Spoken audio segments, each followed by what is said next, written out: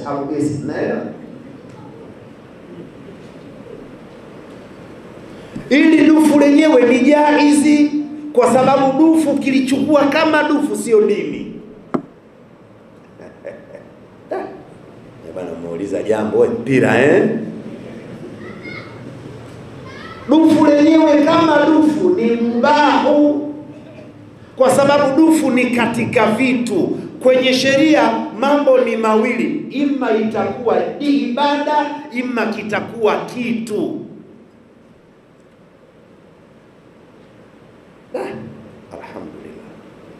Ningejua swali hili mimi ningesema kidogo tu ili nikae na swali hili.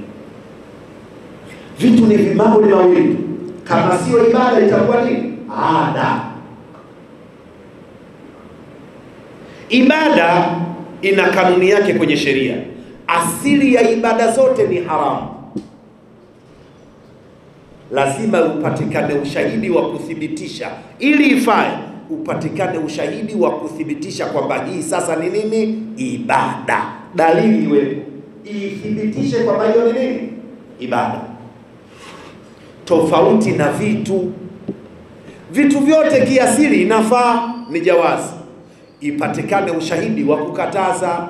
Kamera ni ibada, ni vitu? Jamani naulizeni Waislamu, hizi kamera ni ibada, ni vitu tu? Sasa vitu vyote asili yake inafaa.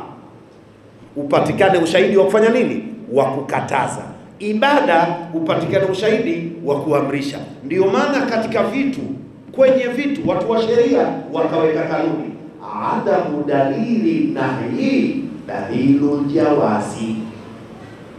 Kutopatikana dalili ya kukataza kwenye vitu ndio dalili ya kufaa. Feni ibada, ni kitu, kwa hiyo feni inafaa. Akija mtu akisema msitumie feni, tunamtaka dalili ya kukataza, kwa sababu hiki kitu. Simu, TV sio ibada, ni vitu. Sawa sawa? Inafaa. Kiatu cha kufuta ni kitu. Kwa hiyo dufu sio ibada, ni kitu tu cha utamaduni. Hata huko nyuma watu wa Hijazi, Waarabu walikuwa wanatumia dufu katika sherehe zao, mambo ya sherehe, ndoa, sikukuu. Kama vile unavyoona Mtume alikuja kuingia Madina, furaha wamempokea Mtume, wakapiga dufu. Sijui mwingine alipiga dufu, Mtume karudi salama kutoka vitani. Inatumika dufu kitu tu katika nini? Sherehe. Lakini angalieni katika hicho kitu, msiende mkaharibu misingi ya dini. Hiyo furaha yenu kwenye dufu. Niliwahi kusema hala pamoja, leo inafika wakati mtu anakata viuno jamani kwenye dufu. Tukatazi viuno, kateni. Wapi? Sijakataza kukata viuno, kateni. Lakini wapi?